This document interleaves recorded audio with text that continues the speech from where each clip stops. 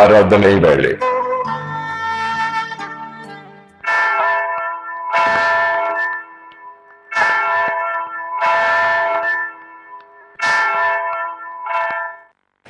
இறைமகன் இயேசு கிறிஸ்துவின் இணையற்ற நாமத்தில் இந்த ஆராதனை வேளை சிறப்பு நிகழ்ச்சிக்கு உங்கள் யாவரையும் வாழ்த்தி வரவேற்கிறோம். உங்கள் யாவருக்கும் ஆண்டவராகிய இயேசு கிறிஸ்துவின் நாமத்தினாலே வாழ்த்துக்களை சொல்லிக் கொள்கிறேன். இந்த நாளிலே கூட சில வார்த்தைகளை, வசனங்களை, நம்முடைய வாழ்க்கைக்கு தேவையான காரியங்களை உங்கள் மத்தியிலே சொல்லுவதற்கு ஆண்டவர் எனக்கு கொடுத்த நல்ல சந்தர்ப்பத்துக்காக நான் ஆண்டவருக்கு நன்றி செலுத்துகிறேன்.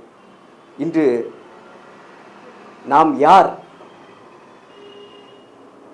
மனிதர்கள் என்பவர்கள் யார் என்று சில தலைப்புகளில் நாம் பார்க்க போகிறோம். நாம் யார்?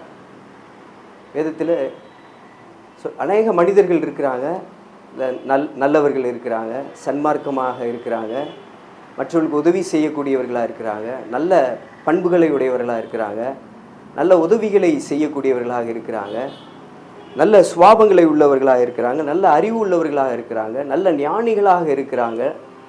இவர்களெல்லாம் இந்த உலகம் அவர்களை குறித்து சொல்லக்கூடிய பெயர்கள் அவர்கள் சன்மார்க்கர்கள் அப்படின்னு சொல்லப்பட்டிருக்கு.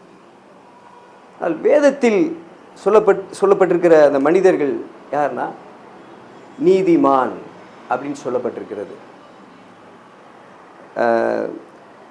உதாரணத்துக்கு உலகத்திலே பார்த்தீங்கன்னா சிலவங்களோட நம்ம பேச பழக மாட்டோம். ஏன்னா அவங்க ரொம்ப ரஃப்பாக இருப்பாங்க, குடிகாரர்களாக இருப்பாங்க, கொலைகாரராக இருப்பாங்க, திருடராக இருப்பாங்க, பொய் சொல்லுறவராக இருப்பாங்க, இப்படிப்பட்ட ஒருத்தவங்க இருப்பாங்க. சிலவங்க சுவாபத்தில் நல்ல உள்ளவர்களாக இருப்பாங்க. ஆனால் வேதத்தில் மனிதர்களை குறித்து என்ன சொல்லப்பட்டிருக்கிறது, நாம் யார் அப்படின்னு சொல்லி சில காரியங்கள் நாம் பார்க்க போகிறோம். இதில் வேதத்தில் பார்க்கும்போது ரோமர் 3ஆம் அதிகாரம் 23வது வசனத்தில் சொல்லப்பட்டிருக்கிறது, எல்லாரும் பாவம் செய்து தேவ மகிமையற்றவர்களாய் போய்விட்டார்கள். எல்லாரும் அப்படின்னு சொல்லப்பட்டிருக்கிறது. குறிப்பிட்ட இனங்களை பறித்து சொல்லவில்லை, குறிப்பிட்ட மனிதர்களை பற்றி சொல்லவில்லை. எல்லாரும் பாவம் செய்து தேவ மகிமையற்றவர்களாகி அப்படின்னு சொல்லப்பட்டிருக்கிறது. எல்லா மனுஷரும் ரட்சிக்கப்படவும் இயேசு இந்த உலகத்தில் வந்தார். அதில் ஒரு வசனம் சொல்லப்பட்டிருக்கு, எனக்கு ரொம்ப பிடித்த வசனம். அது கெட்டு போனவர்களை ரட்சிக்கும்படியாக இந்த உலகத்திற்கு வந்தார் என்று வேதம் நமக்கு சொல்லப்பட்டிருக்கிறது. மத்தேயு 18ஆம் அதிகாரம் 11வது வசனத்தில் சொல்லப்பட்டிருக்கிறது, மனுஷகுமாரன் கெட்டு போனதை ரட்சிக்க இந்த உலகத்தில் வந்தார். இந்த வசனம் அப்படிதான் சொல்லுது. எல்லாரும் வழி விலகி கெட்டு போனார்கள். ரோமர்ல சொல்லப்பட்டிருக்கிறது, அவர்கள் எல்லாம் வழி விலகி கெட்டு போனார்கள் என்று சொல்லப்பட்டு, எல்லா மனுஷரும் கெட்டு போனார்கள் என்று சொல்லப்பட்டிருக்கிறது. அதான் இயேசு சாமி சொன்னார், வருத்தப்பட்டு பாரம் சுமக்கிறவர்களே நீங்கள் எல்லாரும் என்னிடத்தில் நீங்கள் எல்லாரும் என்னிடத்தில் வார்கள், நான் உங்களுக்கு இளைப்பாறுதல் தருவேன் என்று ஆண்டவர் சொல்லியிருக்கிறார். அதனால நாம் தாயின் வயிற்றிலே பிறக்கும் போதே இந்த பாவத்தின் வித்து இருக்கிறதுனாலே தான், அதில் சங்கீதக்காரன் சொல்ல, என் தாய் என்னை பாவத்தில் கற்பம் தெரித்தாள் அப்படின்னு சொல்லப்பட்டிருக்கிறது.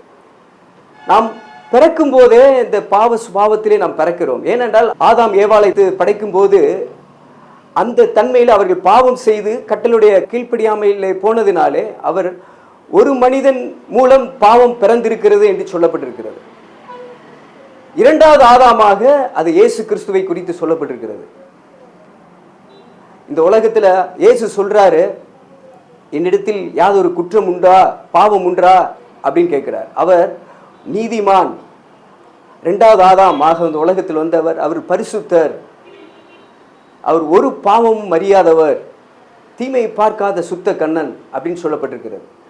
ஒரு மனிதனுடைய மீட்பு சொல்லப்பட்டிருக்கிறது. இன்னைக்கு பார்க்குறீங்கன்னா பாவத்துக்காக பல பரிகாரங்கள் செய்கிறாங்க.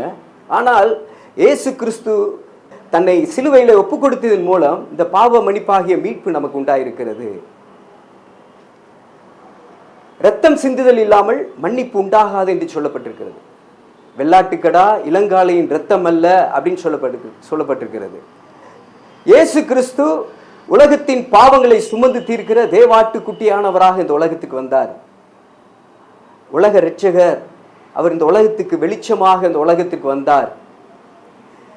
அவர் நம்மை போல தேவன் மாம்சத்தில் வெளிப்படுவதற்கு காரணம், அந்த மனிதனை மீட்பதற்காக, அவனை ரட்சிப்பதற்காக, கெட்டு போனதை ரட்சிக்கும்படியாக இந்த உலகத்தில் வந்தார். தம்மையே சிலுவையிலே தம்மையே பலியாக அவர் தம்மை ஒப்புக் கொடுத்தார். ஒரு பாவமும் அறியாதவர், தீமையை பார்க்காத சுத்த கண்ணன், அவரில் எவ்வளவெனும் இருள் இல்லை என்று சொல்லப்பட்டிருக்கிற அப்படிப்பட்ட மகா பரிசுத்தமான தெய்வம் நமக்காக இந்த உலகத்திலே ஒரு மனிதனாய் வந்து நமக்காக எல்லாருடைய பாவங்களையும் எல்லாருக்காகவும் அவர் மரணத்தை ருசி பார்த்தார் என்று எபிரேயரில் சொல்லப்பட்டிருக்கிறது. எல்லாருக்காகவும் இந்த உலகத்தில் இருக்கிற எல்லா சிறு பையனிலிருந்து பெரியவங்க வரைக்கும் எல்லாருடைய பாவங்களையும் அக்கிரமங்களையும் மீறுதலையும் தன்மேல் ஏற்றுக்கொண்டு பாவமறியாத இயேசு கிறிஸ்து நமக்காக அவர் கல்வாரி சிலுவையிலே தம்மை பலியாய் ஒப்பு கொடுத்தார். அதான் உலகத்தின் பாவங்களை சுமந்து தீர்க்கிற தேவாட்டுக்குட்டி என்று சொல்லப்பட்டிருக்கிறது. அவர் சிலுவையிலே சிந்தின இரத்தத்தினாலே அந்த மீட்பு நமக்கு உண்டாக்கப்பட்டிருக்கிறது என்று சொல்லப்படும். கிறிஸ்து நமக்காக மரித்ததினாலே அந்த அன்பு இன்னதென்று வெளிப்படுத்தப்பட்டிருக்கிறது என்று சொல்லப்பட்டிருக்கிறது. அவருடைய சிலுவையில சிந்தின இரத்தத்தினாலே முன்னே தூரமாய் இருந்த நீங்கள் இப்பொழுது கிறிஸ்துவின் இரத்தத்தினாலே நீங்கள் சமீபமானீர்கள் என்று சொல்லப்பட்டிருக்கிறது. 1 யோவான் 1:7 சொல்லப்பட்டிருக்கிறது. அவருடைய குமாரனாகிய இயேசு கிறிஸ்துவின் இரத்தம் சகல பாவங்களை நீக்கி நம்மை சுத்திகரிக்கும் என்று சொல்லப்பட்டிருக்கிறது. இந்த நாளிலே கூட ஆண்டவர் கெட்டுப்போன நம்முடைய வாழ்க்கையை ரட்சிக்கும்படியாக தான் இந்த உலகத்தில் வந்தார். இதனால நமக்கு பாவம் இல்லை என்போமானால் நம்மை நாமே வஞ்சிக்கிறவர்களாக இருப்போம், சத்தியம் நமக்குள் இராது என்று சொல்லப்பட்டிருக்கிறது. பாவத்தை மறைக்கிறவன் வாழ்வடைய மாட்டான், அவைகளை அறிக்கை செய்து விட்டு விடுகிறவனோ அவன் இரக்கம் பெறுவான் என்று வேதம் நமக்கு சொல்லப்பட்டிருக்கிறது. ரோமர் 5:9 சொல்லப்பட்டிருக்கிறது, இப்படி நாம் அவருடைய இரத்தத்தினாலே நாம் நீதிமான்களாக்கப்படுகிறோம் என்று சொல்லப்பட்டிருக்கிறது. ஒருவேளை நல்ல புண்ணிய ஸ்தலத்துக்கு போகிறதுனாலேயோ நல்ல காரியங்களை செய்வதனாலேயோ நல்ல படிப்பதனாலேயோ ஒருவன் பூரணப்பட்டவன் அல்ல. அவன் ஒரு மனிதன் பாவத்திலிருந்து மீட்படைய வேண்டும். அதுதான் ஒருவன் இந்த உலகம் முழுவதையும் ஆதாயப்படுத்தி கொண்டாலும் தன் ஆத்துமாவை நஷ்டப்படுத்தினால் அவனுக்கு லாபம் என்ன என்று சொல்லப்பட்டிருக்கிறது. இதனால பிரியமானவர்களே, நம்முடைய இருதயம் எப்படிப்பட்டதாக இருக்கிறது நாம் நிதானித்து பார்ப்போம். இந்த நேரத்தில் நம்மை ஆண்டவருடைய கரத்தில் ஒப்புக் கொடுப்போம். பிதா என்பவர் ஒரு கொயவனை குறித்து சொல்லப்பட்டிருக்கு. பிதாவானவர் எப்படின்னா ஒரு மனிதனை களிமண்ணை போல அவர் வளைந்து கொண்டிருக்கிறார். அந்த களிமண் அவருடைய கரத்தில், அந்த கொயவன் கரத்தில் கெட்டு போன போது அவர் மறுபடியுமாய் திருத்தி சரியான பானையாக உருவமாக உபயோகமான நல்ல ஒரு பாண்டமாக கர்த்தர் உருவாக்கினது போல இந்த நாளில் நம்முடைய வாழ்க்கையும் நம்முடைய ஏன்னா உங்களுடைய பழைய மனுஷனை, கெட்டுப்போன பழைய மனுஷனை களைந்து போடுங்கள் என்று சொல்லப்பட்டிருக்கிறது. இதனால் நம்ம வாழ்க்கையில் இருக்கிற கெட்டுப்போன காரியங்களை ஆண்டுடைய கரத்தில் நம்ம ஒப்பு கொடுத்து நம்மளை சரி செய்து கொள்வோம். கர்த்தர் அவர் இரக்கமும் மனதுருக்கமும் நீடிய சாந்தமும் மிகுந்த தயவுள்ள தேவனாய் இருக்கிறார். ஆண்டுடைய கரத்தில் நம்ம ஒப்பு கொடுப்போம். ஆமென்.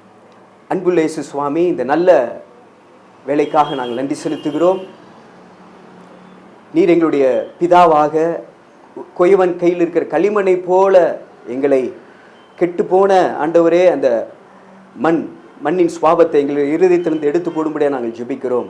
ஒரு செத்த பரிமள தைலக்காரனுடைய பரிமளத்தை கெட்டுப்போக பண்ணும் என்று சொன்னீரே. எங்களுடைய வாழ்க்கையில் இருக்கிற பலவிதமான தீமையான காரியங்கள், அசுத்த காரியங்கள், அருவருப்பின் காரியங்கள் ஆண்டவரே, எல்லா பழைய கெட்டுப்போன அந்த மனுஷனை நாங்கள் இந்த நாளிலே நாங்கள் களைந்து போடுகிறோம். இயேசு கிறிஸ்துவினுடைய இரத்தம், குற்றமற்ற மாசற்ற பழுதற்ற அந்த இரத்தம், விலையேற பெற்ற இரத்தம் இந்த நாளிலே எங்களை கழுவும்படியாக நாங்கள் ஜெபிக்கிறோம். இந்த இரத்தத்துக்கு ஆண்டவரே இந்த வேளையிலே எங்களை ஒப்புக் கொடுக்கிறோம் சுவாமி. இந்த இரத்தம் ஆண்டவரே சகல பாவங்களை நீக்கி நம்மை சுத்திகரிக்கும் என்று சொன்ன அந்த இரத்தம் இந்த நாளிலே எங்களை கழுவட்டும் ஆண்டவரே. உடைய கரத்தில் எங்களை ஒப்புக் கொடுக்கிறோம். இயேசுவின் மூலம் ஜெபிக்கிறோம் எங்கள் நல்ல பிதாவே. ஆமென்.